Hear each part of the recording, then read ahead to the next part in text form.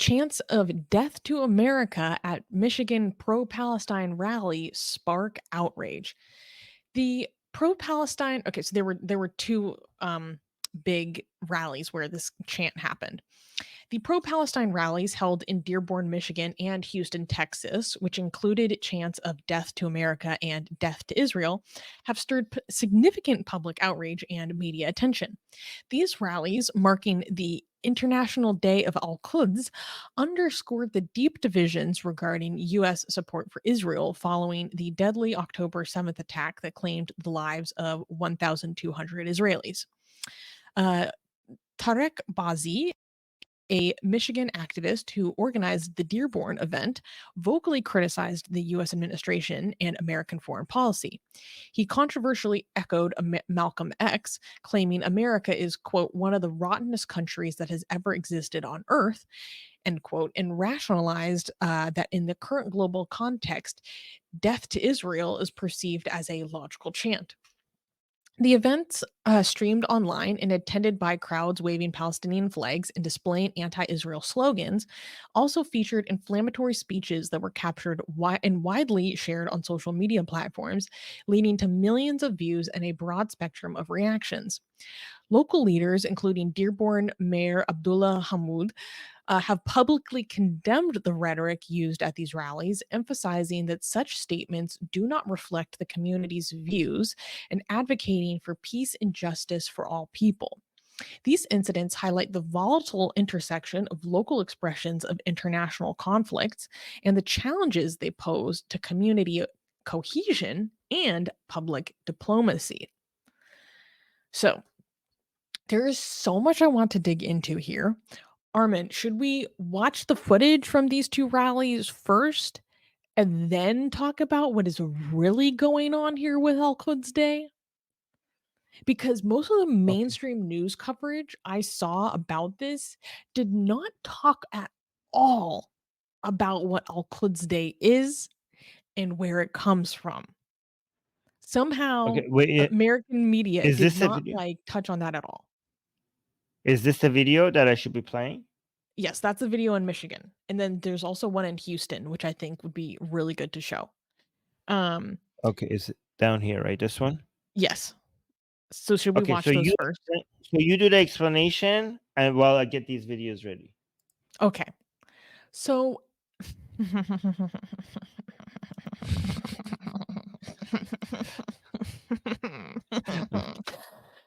so there when American media is failing to touch on here when covering these chants, which got a lot of coverage and a lot of outrage over the past few days, is where Al-Quds Day comes from. So many people will know that Al-Quds refers to Jerusalem. Okay, so why Al-Quds Day happens every year? It happens on the last day of Ramadan. But where did this come from? Who started this? Well, it is none other than the Ayatollah Khomeini. And this is literally an Islamic Republic propaganda holiday that has now been exported across the world, Pakistan, London, US, France. And so there's so much. And okay, so when we watch these videos, if you are knowledgeable, you will be able to detect how much of the rhetoric they are using goes back to the Islamic Republic of Iran. These are not just any Muslims, these are Khomeinists. These are Khomeinists. And after we watch these, Armin, I want to have a discussion about the mainstreaming of Khomeinism into pro-Palestine activism and how this is very in contradiction to the beliefs and interests of most Muslims who are Sunnis. Because that's an element that is not being talked about here. So, are you ready? I have the videos here. Okay. In the past. All right. Let's play this one first. We've been asked in the past, why are our protests on the International Day of Quds, why are they so anti-America? Why don't we just focus more on Israel and not talk so much about America? Gaza has shown the entire world why these protests are so anti-America. Because it's the United States government that provides the funds for all of the atrocities that we just heard about. And this is why Imam Khomeini, who declared the International Day of Quds, this is why he would say to pour all of your chants and all of your shouts upon the head of America.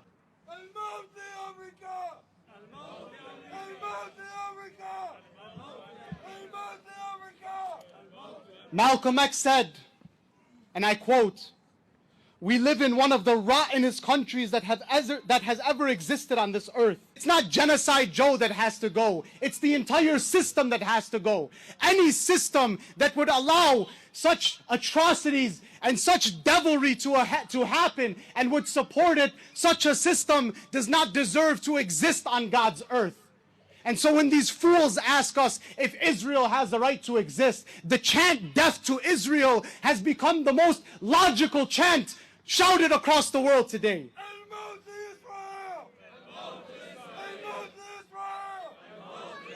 Imam Khomeini recognized that Israel is an evil settler colonialist project. He realized it is a cancer, and he established this day. Israel before this, brothers and sisters, was a sacred cow. Nobody could criticize Israel. Everybody was terrified of being anti-Semitic. Everybody was afraid of them. But now, the people of conscience very openly will criticize Israel. They recognize Israel for what it is. Israel is ISIS. They are Nazis. They are fascists. They are racist. The people of the world now know this. Free, free Palestine!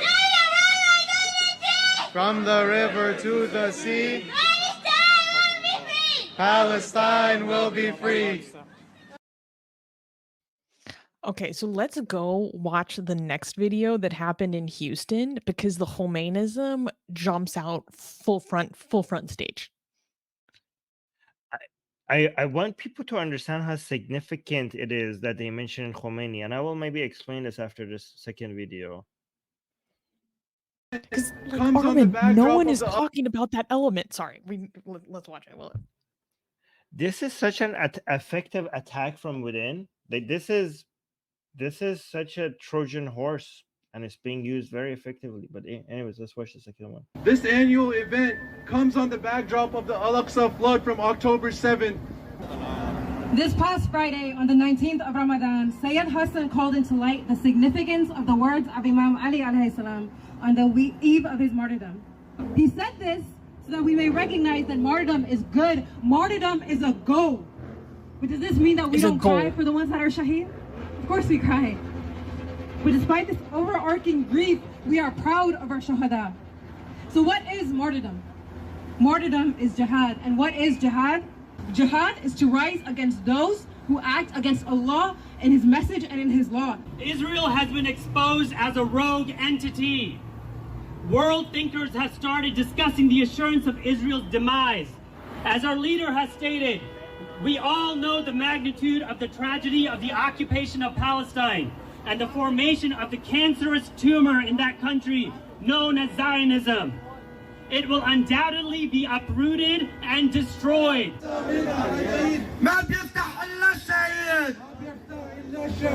To the PA we convey, by the mothers whose sons they lay, by the mothers whose sons they lay. Resistance is the only way. The martyrs' faces we proudly display. In Al-Aqsa we will pray. Resistance is the only way. Ibrahim Nabirsi, the late martyr, his mother said that we do not bury our martyrs. We plant them in the earth so that they may be the seeds that grows the fighters who will redeem our people and bring us to liberation. Blood of Aqsa, blood of Aqsa. We are with the Intifada. On the streets we will flood, honoring the martyrs' blood. IDF, they're all the same. IDF, they're all the same. IDF, they're all the same. Okay, Armin, I need you to unpack for people that do not understand the significance and nuances of what we just watched. Okay, Because this goes so deep. So, okay, you have to think about this like a pyramid. Okay, the part that you guys all understand and get outraged about is and think it's insane is the first layer, the broader, the part of the pyramid, which On is the like, first layer of the cake. Yeah, so we're talking. You're thinking this is in the U.S. We have Muslims praising terrorism, praising martyrdom, wanting Israel to saying death to Israel and death to America, the country that they live in. And a lot of these people are Americans themselves. They're not willing to give up their American citizenship while they're saying death to America. But so that's the part that we all understand. The fact that this is in the US, because when I was growing up, we heard a lot of people say death to America in Islamic countries, right? Now we're seeing people chant death to America in America. And Well, that also, part, let's not forget the fact that you were indoctrinated and forced to chant it in schools as part of your regime propaganda education growing up. yes. That's the part that everybody understands. Like, okay, this is insane. More Muslims in America are saying death to America and death to Israel, and it's anti-Semitism and it's supporting terrorism and stuff like that, right? But the other part is this the more narrower part of this pyramid. When we go one layer up, you could see mentions of Imam Ali and also the type of chador that the woman is wearing, the type of symbolism that you could see on the posters and stuff. That this is not just Islam, this is Shia Islam. And the reason why it's important that this is Shia Islam is because the next layer, which is a specific part of Shia Islam, which is the Vilayat Faqih version of Shia Islam. So the mentioning of Ali, quoting Ali, shows that the brand is the brand is not just Islam. The branding is Shia Islam because it requires to be a promotion of Shia Islam without mentioning Shia Islam, because the other layer requires that, which is Vilayat Faqih version of Shia Islam, which is the branding of the Iranian regime, the Islamic Republic of Iran, right? And again, then they kept on mentioning Khomeini and how, again, remember, there's two ways for you to bring Shiism or Khomeinism as a Trojan horse without actually acting like you're promoting a government, because this is not just religion. This is completely political. This is an operation to bring another regime's politics within the United States, impact the population, and turn them against America itself. So this is not just the difference is that when you see Islam spread as a disease, that is a lot more organic. It's not guided. It's like a virus that is just spreading within the population, right?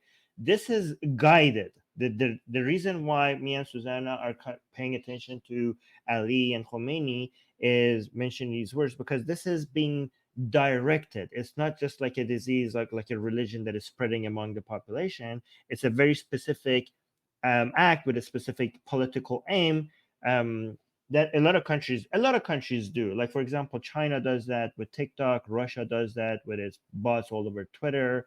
The Iranian regime does that using Shia Islam. And there's two ways to do that. Again, you do that without being so open about it by just quoting people.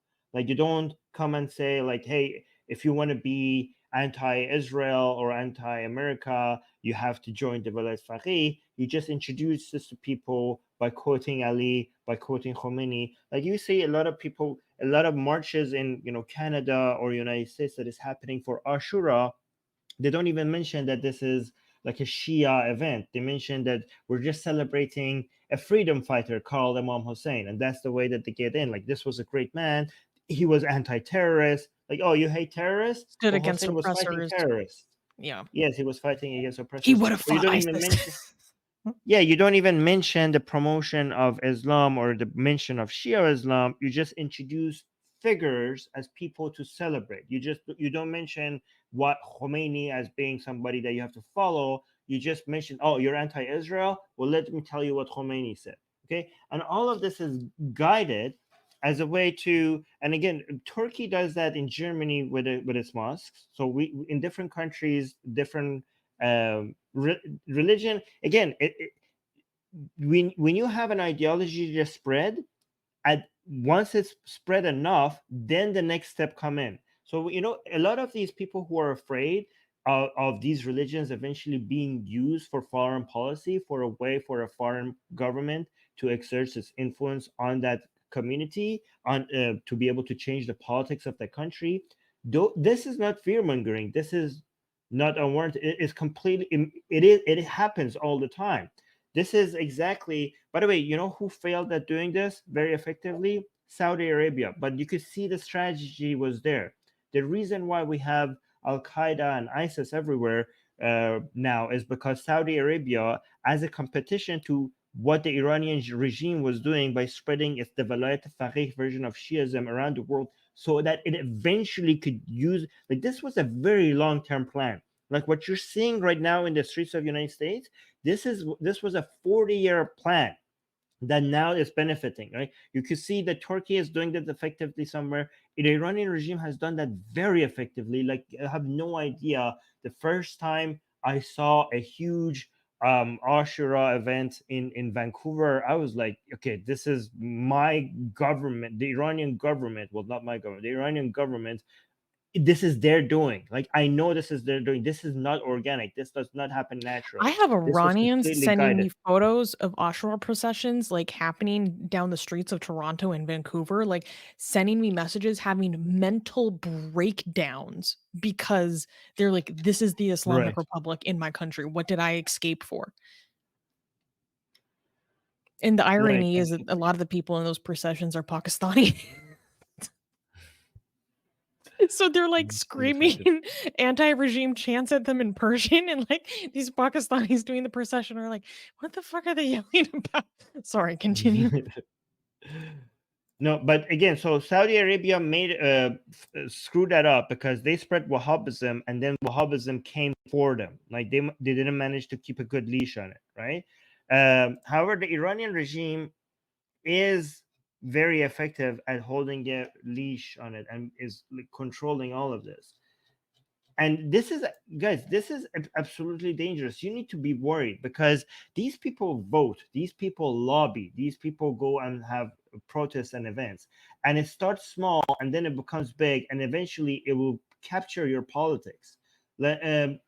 You will have politicians, if they once they keep growing, eventually some politicians, like you will have people rising up to the ranks of your politics, because the politics, to be a politician in the United States, it's not that hard. Everybody could get in, and eventually some people will see that this is a group of people that will support them and vote for them, and they will climb the ladders and they will be influencing your country's politics.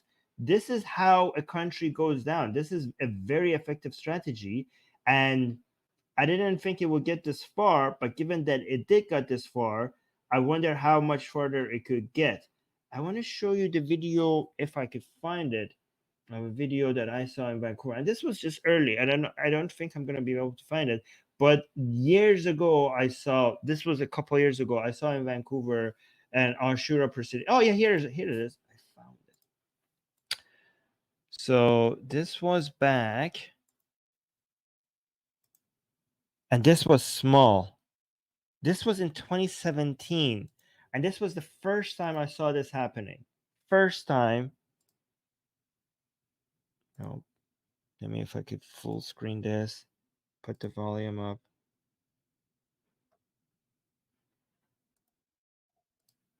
Okay, let me put it on the screen. You're muted, Susie. All right. So this was in 2017, and now they have gotten a lot bigger. But this was the first time I saw it. The first time I saw it, I was like, how is this possible? And this was so small compared to what it is like now. Again, now this is normal in Vancouver. Back then, this was not normal. I was like, am I dreaming? You see the Ya Hussein signs? Ya Hussein. Ya Hussein. Oh, I'm wearing black. Hold on. Shia's in Vancouver. Shia's in Vancouver. Can I have one? Yeah, of course. Oh, this is the same. Oh, it's the same one. Yeah. Thank you.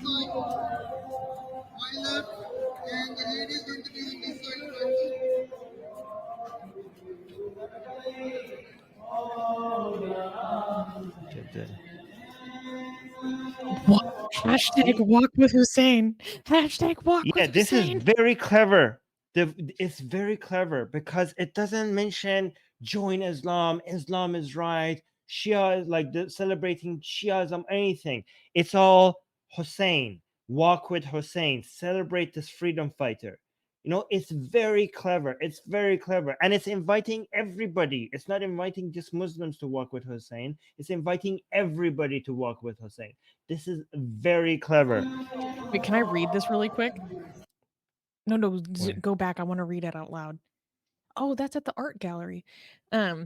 Yes. Hashtag walk with Hussein. Who? We are those inspired by the message of Hussein. What? This is a peaceful procession is to honor the memory of Hussein and the stand that he made. Again, no explanation as to who this actually is. When Hussein gave the greatest sacrifice almost 1400 years ago for justice and humanity. Okay, also, by the way, they're talking about him like he's Jesus. Shias are not beating the shirk accusations today. Why? We remember him to this day to honor the universal values of truth, social justice, compassion, and mercy that he stood and died for. And quote, I learnt from Hussein how to attain victory whilst being oppressed. Mahatma Gandhi.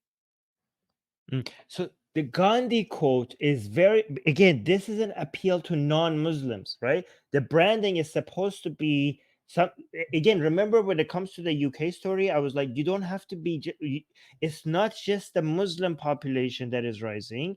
It's because a lot of people are like, oh my God, these people are going to vote and are going to vote differently.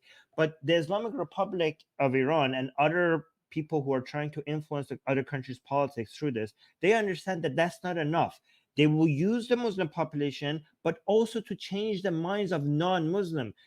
So it's not just how the toxic views that the Muslim population of a country has, it's also how they could convince other people to also have similar views, anti-American views, anti-Israeli views. And you can see the purpose of putting a Gandhi vote quote there is to show non-Muslim and non-Muslim as somebody who people who celebrate as somebody who did good, who was a peaceful person, to put a non-Muslim celebrating Hussein to show the reader that look, other non-Muslims celebrated Hussein, so you don't need to be a Muslim to celebrate Hussein. Can we also acknowledge that they're wrapping this again? Okay, as this is another person in the history of liberators of the oppressed, like Mahatma Gandhi. This is how Khomeini was framed, which led to the Islamic Revolution. Exactly. Be careful not to lose people. Be careful not to lose your country the way we Iranians lost our country. So this is how they get you. This is how they get you. This happened to us in 1979. But anyways, let's look at my last. People who don't know who Hussein is, Ya Hussein. Can you explain who Hussein is for those who don't know? He was just a grandchild of Muhammad, and is somebody who Shia Muslims celebrate. They will not admit this, but they do celebrate Hussein more than Muhammad and more than Allah. Okay, so Hussein is the most important person for Shia Muslims, way more important than well, actually, it's competition between Fatima, Hussein, and Ali, right? That's the trinity. That's the trinity of Shia Muslims: Ali, Fatima, and Hussein. Allah and Muhammad, those are less important characters. Okay, those are like Allah and Muhammad are not very important. Who? It's these three people that matter. But, Who is that? huh? I'm kidding. Yeah, but anyways, look at this last few seconds because I have my reaction. Look at this. I don't know if I got that. Wow. This was my shock back then in 2017. I was like, wow. Okay, so Armin, one thing that we have not talked about is that I find very interesting to consider is the growing open prominence of Khomeiniist Shiism in the pro-Palestine movement and how this is against the interests or desires, comfortability of the majority Sunni world. Do you want to touch on that for a second? Because I think that's also a very big picture thing that's missing here. Send me the tweet that you from Daniel Hagachu. Yes, I can. Okay, but Daniel, because so here's the thing: we have a major. This is I have to tell you this, guys, right? So, you know, Khomeini, when he started the 1979 Islamic Revolution in Iran, that was not an Iranian revolution, okay? That was an Islamic revolution. And it's very important for people to understand that the Islamic Revolution in 1979 was not supposed to be Iranian. What does that mean, right? Khomeini, the supreme leader of Iran back then, hated Iran. And I'm not making this up, okay? He hated Iran because he hated the very idea of the concept of a nation state. He was anti-nationalism, right? So for him, this was not about Iran at all. He specifically has quotes against nationalism, against loving Iran or wanting Iran or like saying anything pro-Iranian. A lot of people don't know this. Khomeini was against saying anything pro-Iranian because this was always for him about Islam. This was an Islamic revolution that was not supposed to end within the borders of Iran. This was supposed to be a takeover of the Islamic world to free the Muslims from their monarchs or their imperialist puppets, leaders, right? So it started in Iran. However, it's supposed to continue in Iraq, in Saudi Arabia, especially Saudi Arabia, go all over to eventually get Jerusalem, invade Jerusalem, and free the entirety of the Islamic world. And Khomeini wanted the entirety of the Islamic world. Khomeini wanted this. Khomeini wants this now. Wanted the entirety of the Islamic world to see him as like a kind of like a pope figure of the entirety of the Islamic world. Here's the problem. What is the problem for Khomeini trying to become the supreme leader of the entirety of the Islamic world? What is this? What is the main barrier for him to be able to achieve that goal? What is it, Susie? Do you know? He's a Shia. He's a Shia. And not only is he a Shia, he's actually has his own very weird, bizarre branch of Shia Islam that's even weird within Shiism. Let's be honest. Well, it's not as weird now. It was weird back then, but it's now mainstream Shia Islam, unfortunately. But anyways, so the Shiism of Khomeini stood in his way to become at that moment. No, at that moment, it seemed like people don't care because somebody, and the Islamic world looked at that time pathetically weak. The Western world was dominating the globe, and Muslims looked so weak. And this, all of a sudden, this guy comes and with the name of Islam defeats one of the, in their minds, puppets of the United States, which was the Shah, right? and does a revolution, takes out this monarch, and wins. So at that moment, given how the crisis of identity that Muslims were having all around the world, people looked past the fact that this guy is a Shia. Muslim winning over American, I don't care you're Sunni, I don't care you're Shia. Muslims were celebrating Khomeini. However, that took a very short amount of time for people to like remember, okay, this guy is Shia, we cannot support him. So much so that Khomeini was so disappointed because not only Sunnis were not backing him, Shias in Iraq were, still fighting for Saddam. Shias in Saudi Arabia did not rise up against the monarchs, and Shias in Iraq were fighting Shias in Iran. So this was a major disappointment for him, right? But here's the thing. Now we've come to you realizing why Palestine is so important. How do you solve this issue? Why does the Islamic Republic of Iran constantly support Palestinians, constantly fight Israel? Why is it that this destroying Israel and being anti-Israeli and supporting Palestinian fight against Israel is such an important part of the DNA of the Islamic Republic of Iran? Do people understand? It's because of this Shia-Sunni barrier, because this is the Islamic Republic's way to reach the entirety of the Islamic world, because there is something that Muslims care more about than anything that is even within the Islamic doctrine, and that's anti-Judaism, being anti-Israeli, being anti-Jew, and being in favor of the Palestinian fight against Israel. Again, not pro-Palestinian because they're sacrificing the Palestinian, but given how important of a topic, of an issue is for Muslims worldwide, this unites Muslims around the world more than the concept of Tawheed itself.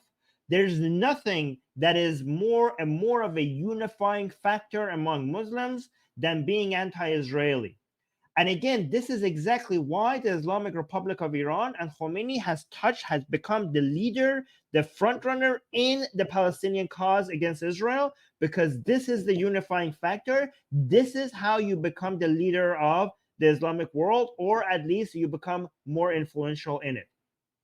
And then remember, many Sunnis hate Shias because they don't even consider them Muslim. But when you come and you become, when the Sunnis see that their own monarchs and their own leaders are not only not helping the Palestinian fight against Israelis, but they're becoming even more and more pro-Israeli. So for many years, for the past 40 years, the Islamic Republic of Iran has proven to the Muslims worldwide that no country, no government supports the Palestinian cause against Israelis more than their government. And that has convinced a lot of Muslims, even though they're Sunnis, to be supportive of the Islamic regime.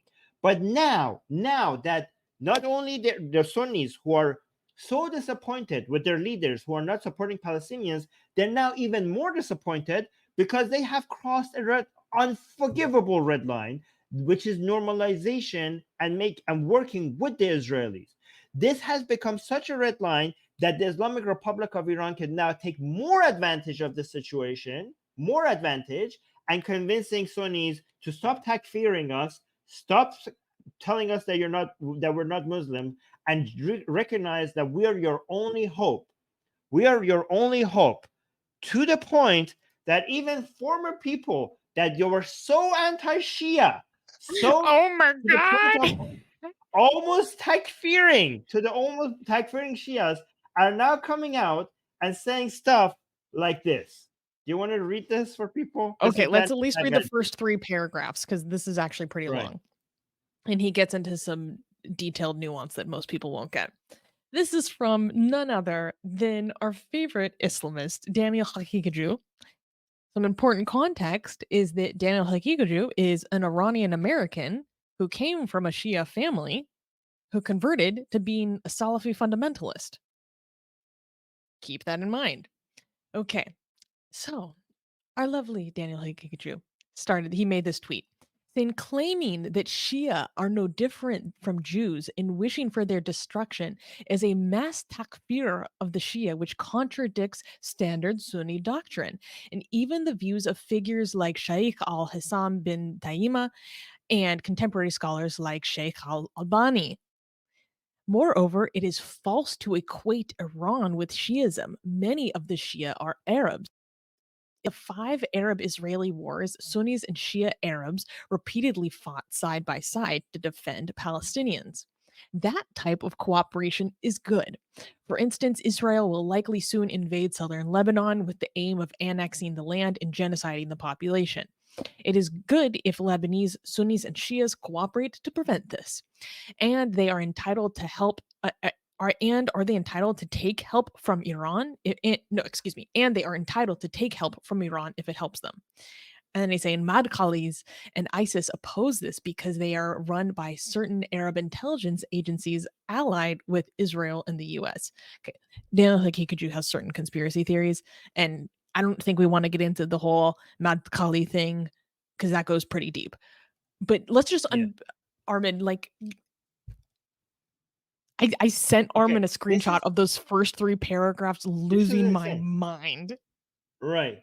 This shows how successful the Islamic Republic of Iran is becoming, even to the point that even people like Daniel Hayraju are coming out and making excuses for Shias. This is a huge. I never thought I would see this day. By the way, this is like, for people that don't understand, this is like pigs are flying.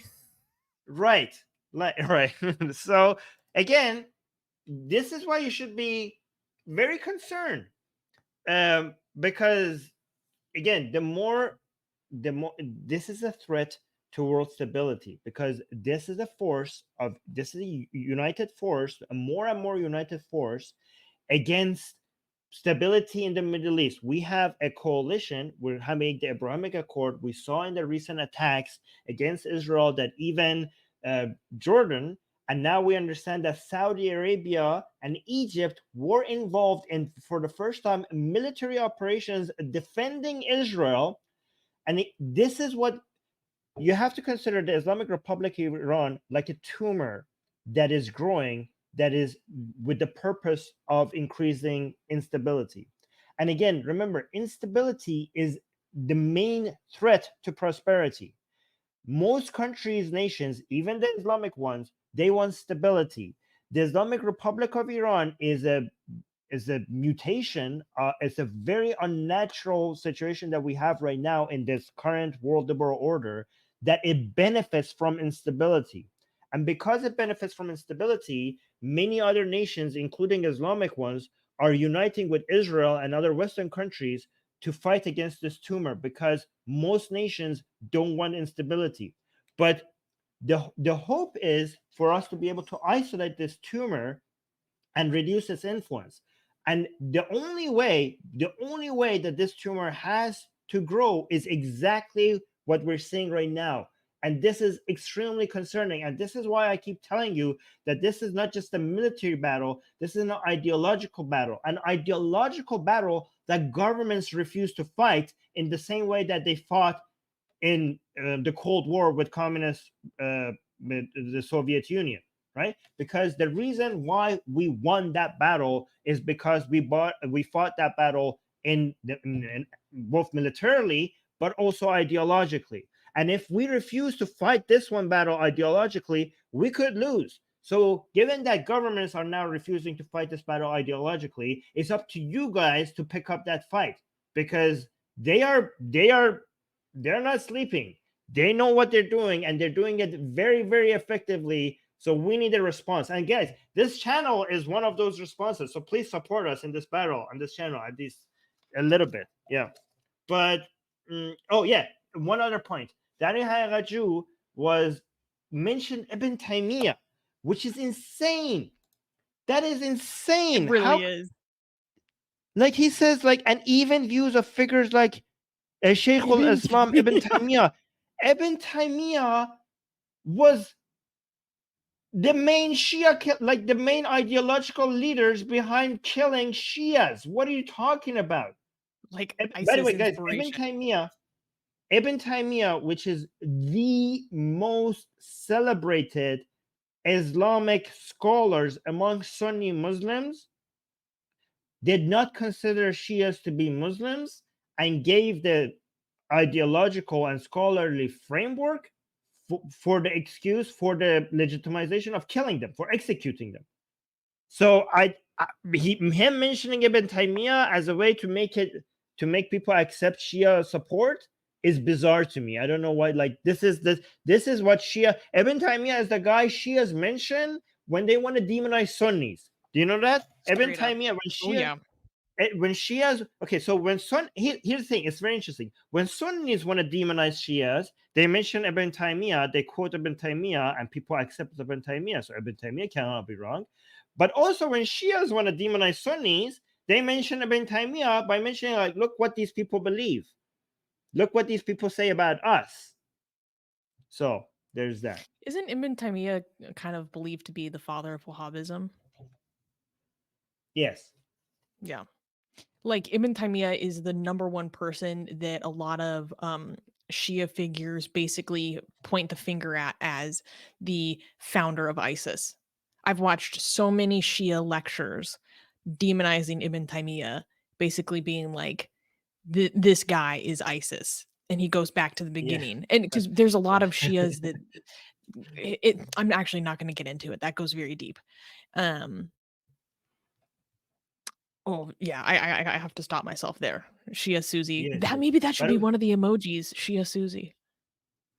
Yeah, Shia Susie, Mullah Susie. By the way, guys, I think you don't get this much information on any other stream, so please make sure you like the stream. We're giving you all the details. Anyone else teaching you this? No, nobody is. And so close to 50K subscribers. Remember to subscribe. Is anyone else teaching you this? According to YouTube Studio right now, we are 10 subscribers away from 50K. Yeah, subscribe, guys. So you guys better go on YouTube. If you're watching this on Twitter, go subscribe right now, because who else is getting this deep into it? Last thing I want to point out about this news is that the Michigan organization that that organized that event where they were saying "Death to America" was put on by a group called the Hadi Institute. These are Khomeinists, and that cleric that came out in the imamate is literally Iranian trained. So needless to say, I hope that our security services legitimately have these people on a watch list. I think it's completely justified. And the Detroit mayor came out and condemned everything. And it's just so awkward because Muslim Americans have been fighting for so long to try to convince people. It's like, no, we are just as American as everyone else. And then this happens in Detroit, and where they're like screaming "Death to America." And then people are like, and there's so many Muslims that are coming out and be like, no, I swear we love being American. Like, we've been trying to convince people for like decades and say like, no, we're just as American as you. Like, we love this country. And then stuff like this continues to happen. And then there are weird people teaching white progressives how to say "Death to America" in Farsi, and "Death to Israel" in Farsi, and pronouncing it wrong as they're teaching these white progressives how to say that. Did you see that clip, Armin? Some non-Persian person is teaching like these white progressives how to say "Mark Bar Israel, Mark Bar America," but he's like pronouncing it wrong. And I'm like, oh, great. These chants that my friends were forced to make growing up, that they, literally like left their country to avoid being forced into chanting these things. It's now being taught very poorly to these white progressives that think that they're so revolutionary and rebellious. Oh my God. It's a freaking joke, you guys. The progressive movement is not a force for good in America. They are mainstreaming, just terrorist supporting, not even sympathizing, just straight up supporting. And people are jumping off the progressive bandwagon like it's on fire. I have something to show you that you haven't seen. I think you're gonna like it. Okay? No, it's just funny. Okay, because we said we want a Shia Ayatollah Susi, right? Right.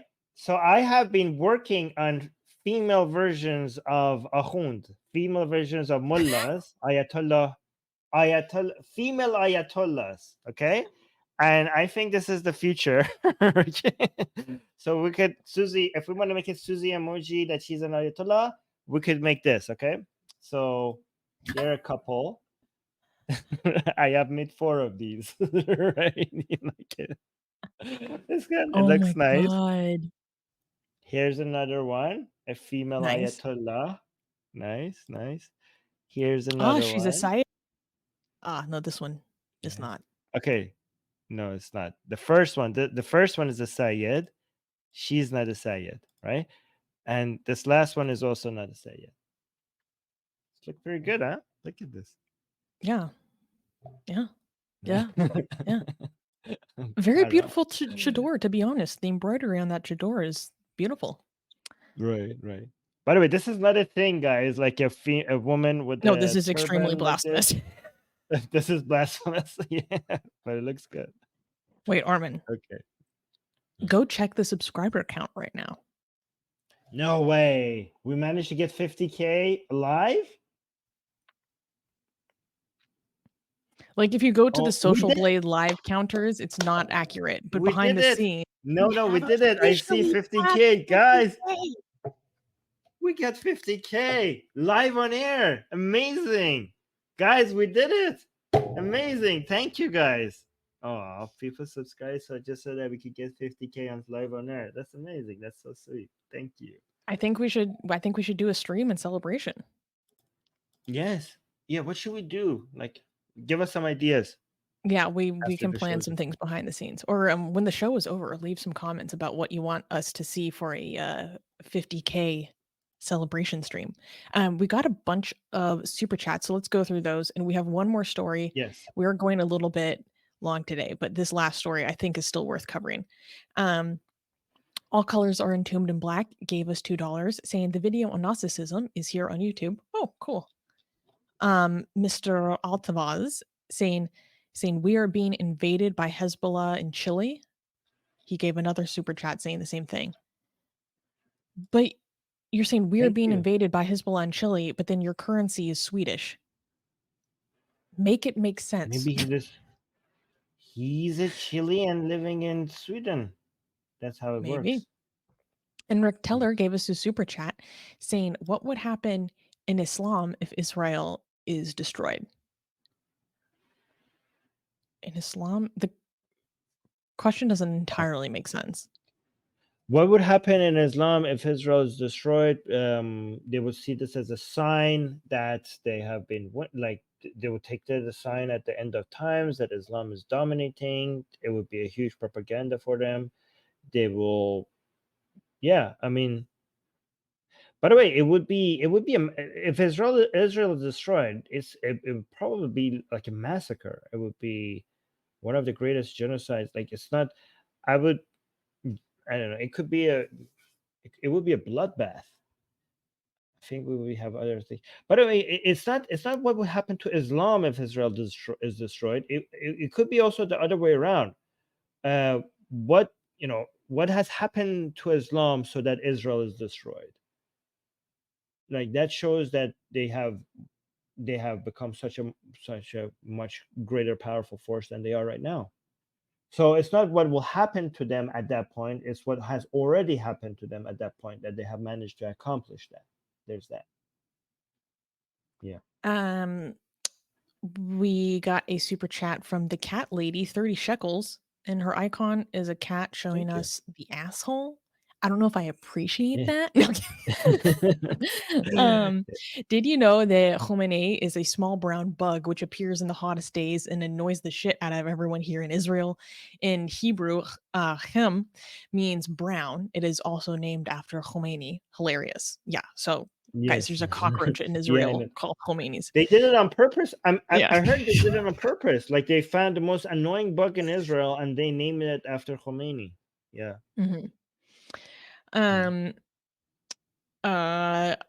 Tarun gave 2 super chats saying, I am a Hindufa fascist. But can we please put aside our differences aside and stand for Israel and against jihad for a while together and then fight and all? I am I am also not interested in all the childish kinder fights y'all and other Hindufa are having. Far too mature for that. I will see you on Discord, Armin.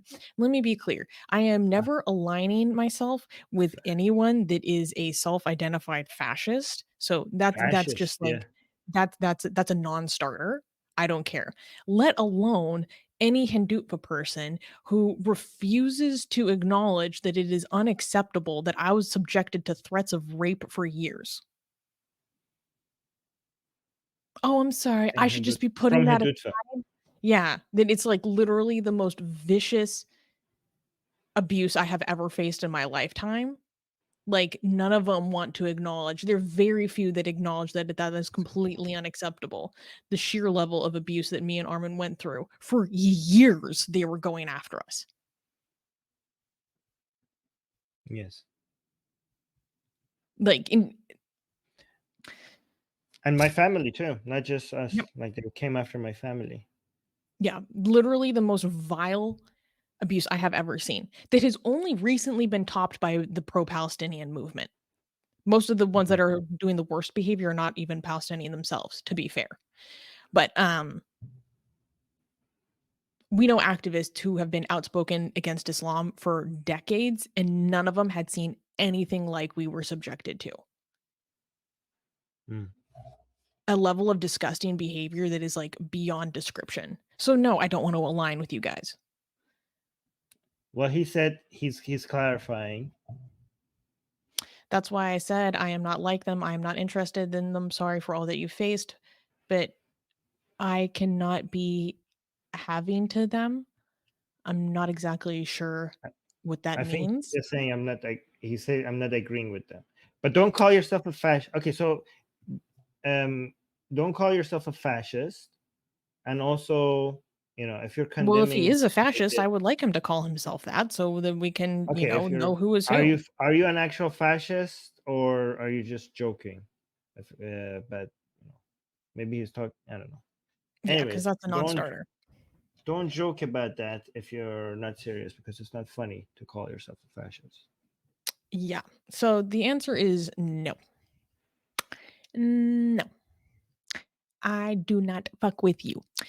Angry Keyboard Warrior gave 15 shekels. Thank you, my friend. Saying, what do you think is the reason October 7th wasn't coordinated with Hezbollah? Well, because too many moving parts. Too many moving parts, and also much higher chance.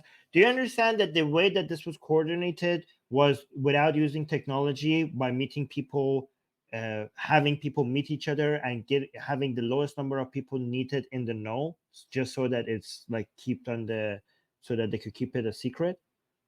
Also, this was an attack from Gaza. Why would you have to get Hezbollah involved, which is all the way in the north? Like, they're very separate. Like, there would be way more obvious that this attack is happening.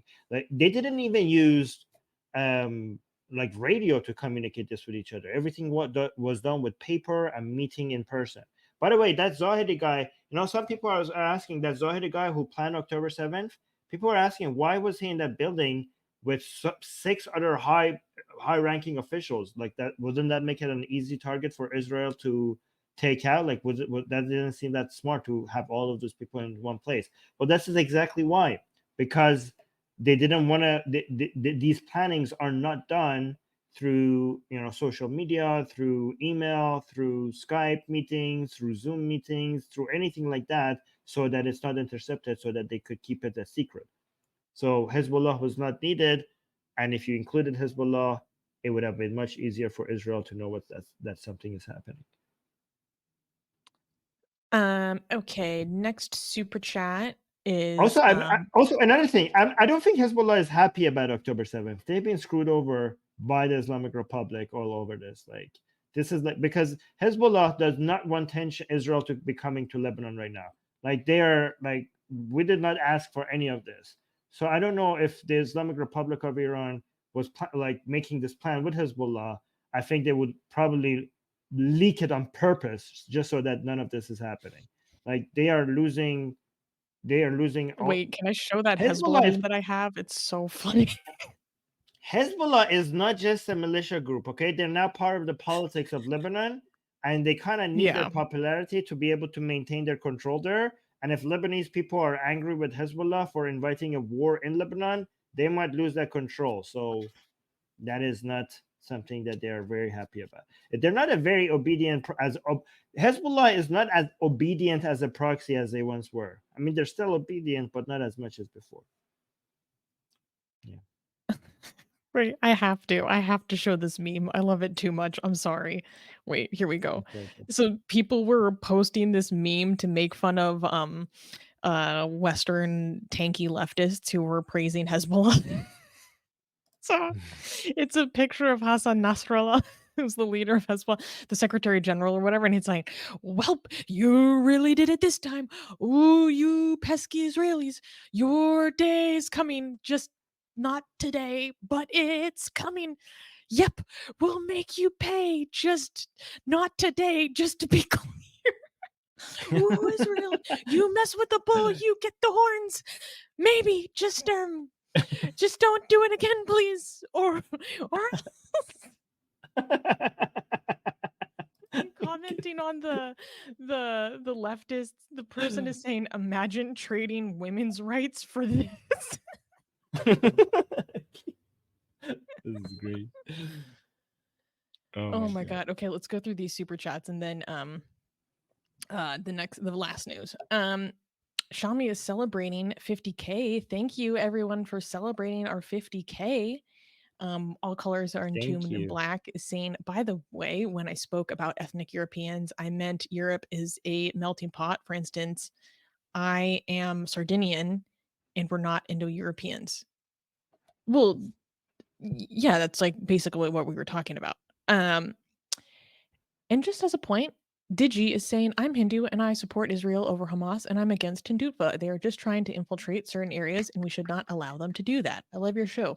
Thank you, Digi. I just thought it was important to show, diversity. And Mr. Atavoz gave another super chat, thank you, saying, do you know the work of Hamed Abdul Samad? I am familiar with him. I haven't read much of his work, though, because I believe he mostly writes in German. For those who don't know, he's a German-Egyptian ex-Muslim writer and critic of Islam. So I don't know how much of his work is available in English. Sometimes I see a few good interviews of his translated, but not that much. Tarun gave another super chat saying, not really, they called Zionist fascists, so I assume fascist means I care to protect my own culture, not like Nazis. I will explain in the Discord at 3. Armin, I am Super Striker Core. Okay. My friend, I would kindly suggest you study a little bit more about what fascism means and what that term means and how most people interpret it, because you can care about protecting your own culture. We don't have a problem with that. There are many beautiful languages and cuisines, artistry, dances, music, traditions, festivals that are worthy of being preserved and continued.